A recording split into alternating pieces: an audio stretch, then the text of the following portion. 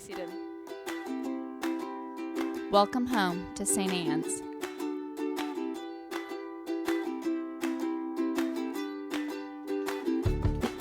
We want you to know that you're welcome to join us at 10 a.m. on Sundays. Please be sure to hit subscribe to receive our sermons. We can't wait to meet you. Full disclosure, in the next 2 weeks, you're probably not going to get a lot of intelligence out of me because, I know, that's a shock. That presumes that sometimes you do get it.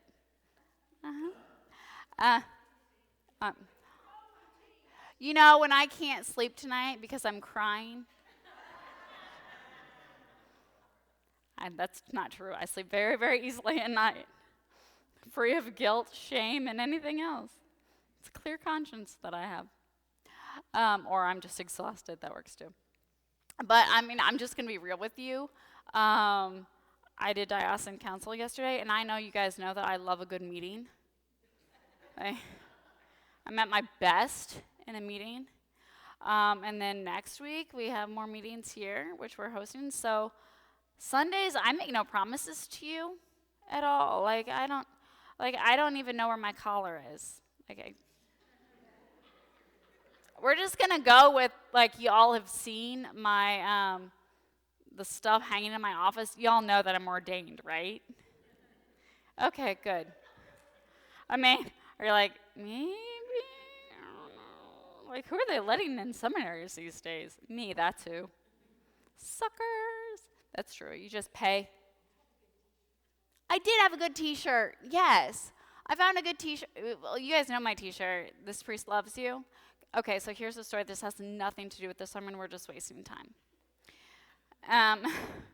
Okay, so I was going to be really appropriate, right? Because, one time a year, I try to act like I'm somewhat professional.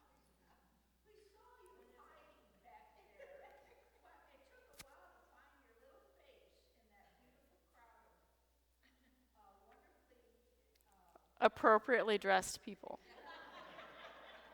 Yeah.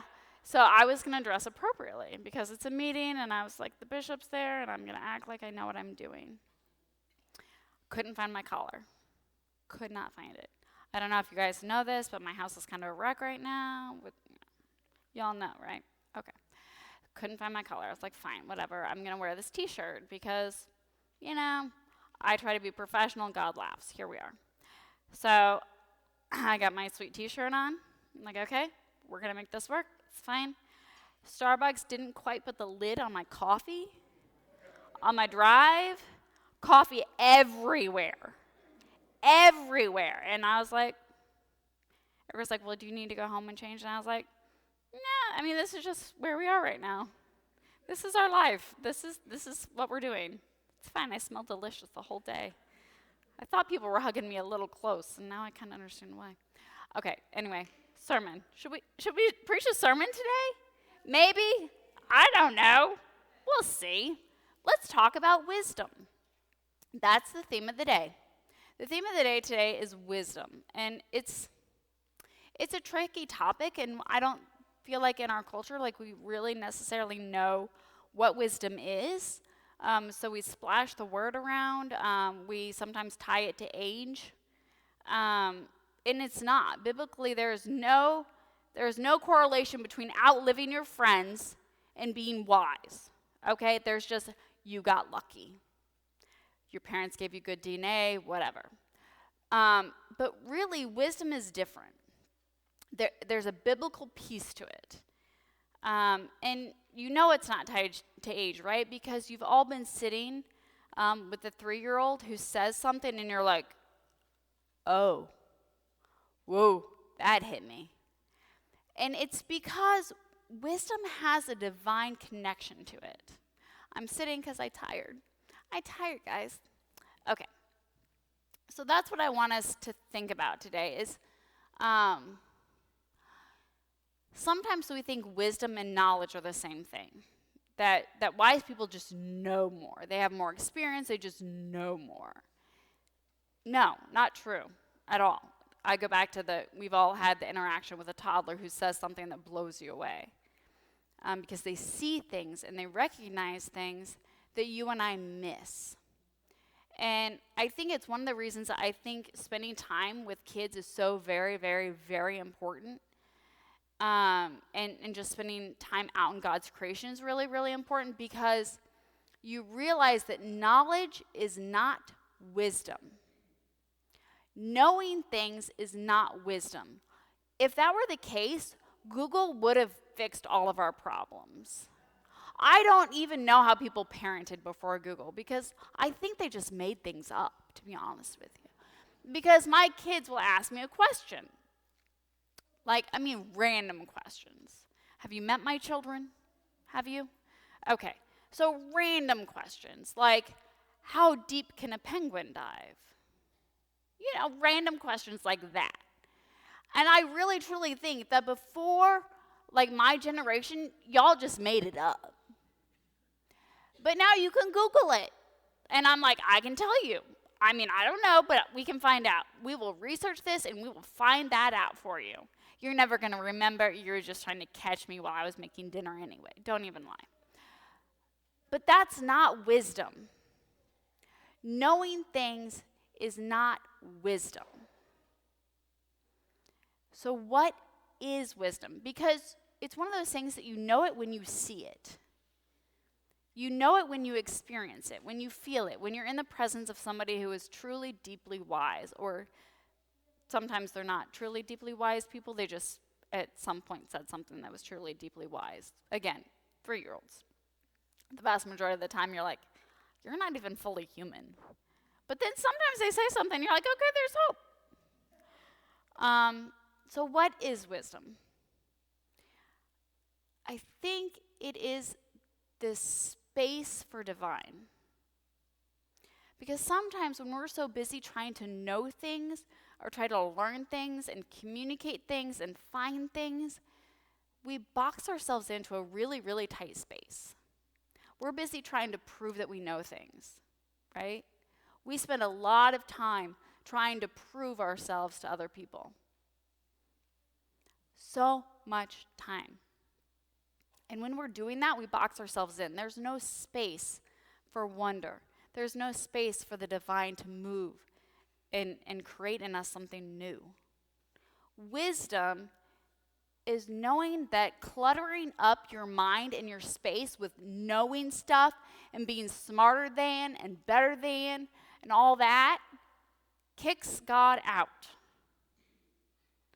Wisdom is recognizing that and saying, you know what? I don't need to prove it.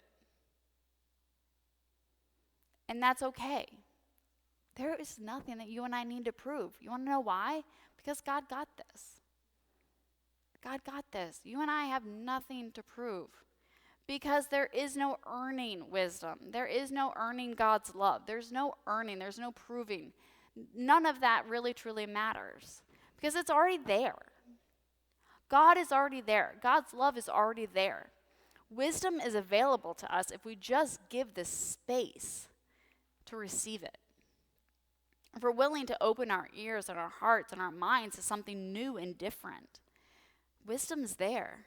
So when you think about people that you think are truly wise, when you think about the kid who notices something that you've missed, think about how they did it. Think about that person. Think about that moment with that child, that moment that you had an aha out in nature or something happened. You know, one of my biggest moments for ahas, I know, and this is completely bizarre and random, it's cooking with chocolate, because the smell of melted chocolate is unreal. And if I'm in that moment, and it's coming up, because Thanksgiving is coming up, it's my favorite holiday, not gonna lie, so you people with your Christmas tree up, God love you, I get it, bless you, not in my house. Because Thanksgiving, that's my day, y'all. It's the only holiday that is completely unmaterialistic, right? It's the only holiday that is completely focused on good food and love. That's it. It's the only one that we get. I kick everyone out of my kitchen. You're not welcome here. Love you. Get out. Because for me, that is a holy space. Now, dishes, no. Somebody else got to do that. There's nothing holy about dishes. But when you think about it, when you think about moments of wisdom for you, when you think about experiences of other people in wisdom, was there a stillness? Was there a quiet? Was there an okay? Yeah. Wisdom is not in the rush and in the chaos. Wisdom is the stillness within that rush and that chaos. Because our existence is accurate. Like, we got a lot of rush and we got a lot of chaos, and I'm not here to tell you that that's wrong or bad. It is what it is, and that's okay.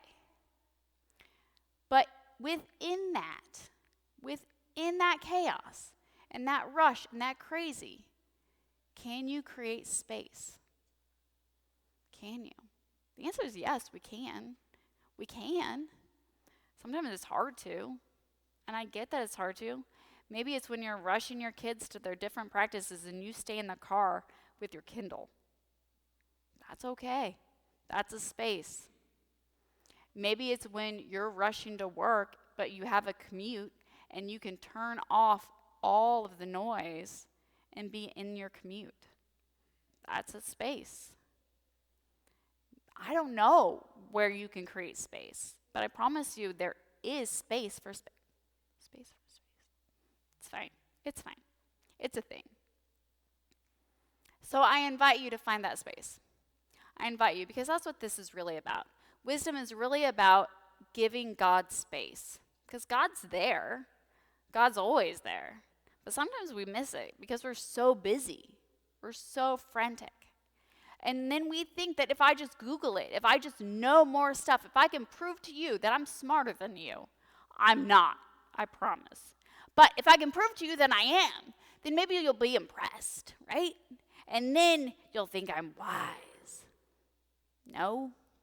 And maybe if I just outlive everybody, then I'll know more and I'll understand more. No. It's all about the stillness and the okay. That is where wisdom really, truly comes from. And that's what our scriptures are about today, just giving space for awareness. So I invite you this week, give yourself some space for awareness. And I don't know what that looks like for you. But if it's melted chocolate, God bless. If it's feeding pumpkins to chickens, which is, something in my house, God bless them, they love them. Weird little things. Feathered rats is what they are. But they are. I love them, but they're kind of disturbing, really. They're dinosaurs. Did you know that? Chickens are dinosaurs? Mm-hmm. Yeah, and they are. Like, they're little velociraptors. But I told you there is no guarantee the next couple of Sundays what's going to happen.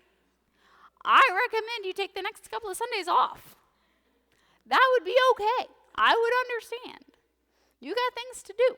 Go find some space and some stillness on a Sunday morning, because there is no space and there is no stillness here. That's okay. We'll make some.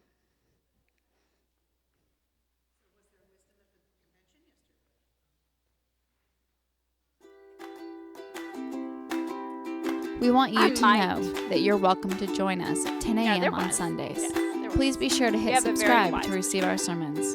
We can't wait to meet you. And there were a lot of other things. Sometimes it's easier to recognize wisdom when you see what it isn't.